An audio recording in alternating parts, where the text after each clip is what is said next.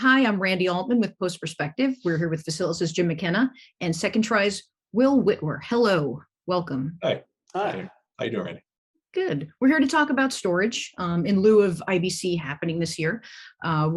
People are still introducing new product. People are still buying new product. So we're here to talk a little bit about both. So Jim, why don't you tell everybody what you offer storage-wise, and then Will, we're going to get into some of the stuff that you do as well. Sure. Yeah, we've talked before, of course, and we offer shared storage for post-production, shared storage, asset management, archive, backup, really the whole complete pipeline of ingest to final archive of the finished product goes through our system. Great. Now, Will, can you talk a little bit about what Second Try does? Absolutely. I'm guessing that what Second Try does is unfamiliar to viewers, watchers of this, but essentially, you may have heard of the Try Guys. They are internet celebrities, very famous among women 18 to 24. Big shout out to our key demo. We make 2 videos a week and we release them on YouTube, and it's a really fast turnaround environment where a lot of media is coming in. It's very different from lots of things where you have a lot of time to digest. It's just always going. In December, we're doing 3 videos a week. So high volume YouTube business, basically. Fantastic. So you guys recently transitioned to shared storage. Can you talk about what led you to ultimately do that, and how you sort of found Facilis and how that's been helping your workflows? Yeah, absolutely. I wanted to have shared storage from the day we started, but when we started, we were in a tiny house with 1 bathroom. Sorry, this is not relevant to post-production. It's just a fun detail. But there was not space, and then the pandemic delayed our plans of getting a real office. But once we got a real office, it was always obvious that we needed to get a server, because there's just so much going on different.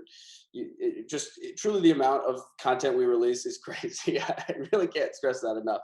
So we did several interviews with different companies. There's lots of different shared storage companies, but I think one of the reasons we wanted to go with Facilis was it seemed like it integrated the best with our workflow, and specifically we wanted to go to use LTO tape and archiving as part, in addition to having the storage be a functional, working environment for everyone. And it's sort of like all the levels of both media management to just the storage itself to archiving, because we really needed an all-in-one sort of system. And so far that's absolutely been the case.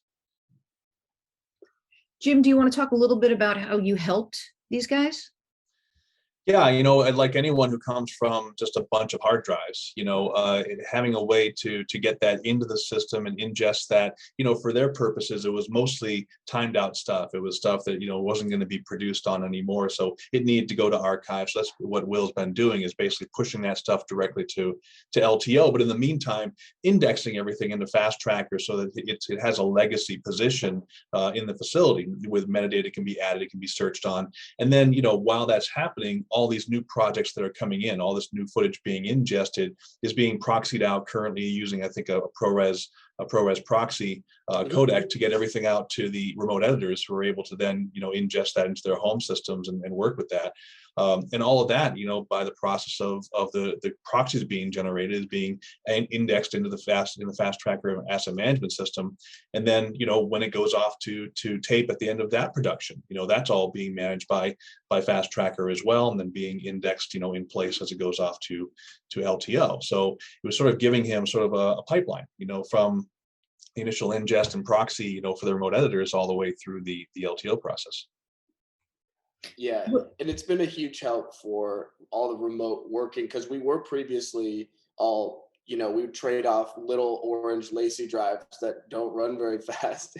And I don't miss that at all. But now we're in a state of having most of the editors still be remote, and having the server generate proxies that works. We're all on Macs, and so having auto-generated ProRes proxies that can be easily attached to Premiere. Like that was the other thing I should probably say, is that Facilis is like specifically has a lot of focus on Premiere as a post-production thing. And that was a point of emphasis. And it like they've got the panel that works in the application itself.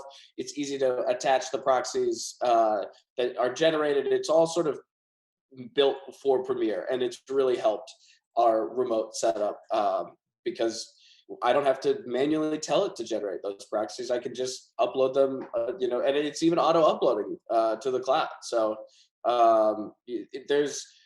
I'd say that my stress level has gone way down. That's great. Will, how would you say I know that you guys started sort of during the pandemic, but how is it going editing remotely? How is everybody talking to one another? Is it Zoom? Are you guys on Slack? What kind of communication? Yeah, we use Slack, which is great. And then we will have the occasional post-production meeting, and it's funny because we were crammed into a small room before, and now I just see people digitally. But I think it's been pretty smooth, honestly. Like when I get a project back, because I'm essentially the person who starts and ends the train, and like everything relinks perfectly.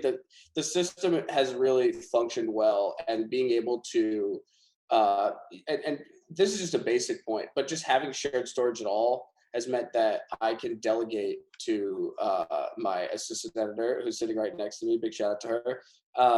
I can, whereas before it was just on hard drives, and I was like, I don't know how to get you I have to wait for the transfer. Now it's like, if things change really in a fast-paced environment, things can change on a dime, and then you're easily working on the next project.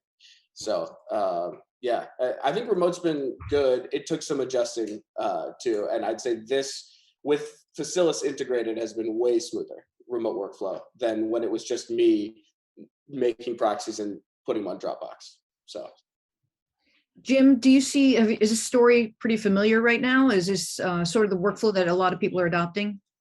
Yeah, in fact, the chaos factor that Will's talking about, where you don't know what you're going to get any given day, you don't know who's going to need what, has really been the course of how people have moved in this pandemic, needing to turn on a dime, needing to be able to do anything any day that somebody requires. And I think we've been especially good at that, especially when it comes to VPN access and our integrated cloud services and things like that, giving people a bunch of different ways to do things. Because if you lock somebody in, if you got a bunch of brains in one room that say, hey, this is the absolute best way to do this, and you roll this out to your customer and say, hey, do it this way, you're going to have 9 out of 10 they're going to say it doesn't work for me. So we have multiple ways to do things. We have Fast Tracker Web that gives you the direct download capability for sources and proxies. We have upload to cloud. We have an S3 service that exposes our internal storage directly over S3.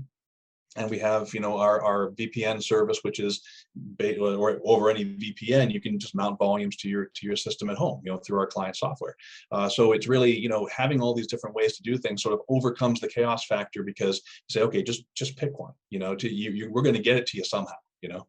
Yeah, and I would say to that point, like we've been expanding the VPN workflow because that has been really working for us. But the flexibility has been huge, because I think that we do things in our idiosyncratic YouTube company way that I think is probably different from a lot of post places. And I honestly feel like every post-production place, unless you're maybe highly integrated in the studio system or something, like we're an independent business and we sort of do things our way. And that's been really, I feel like, been possible, because if I say I want to do it this way, there's smart people thinking it through and giving me recommendations.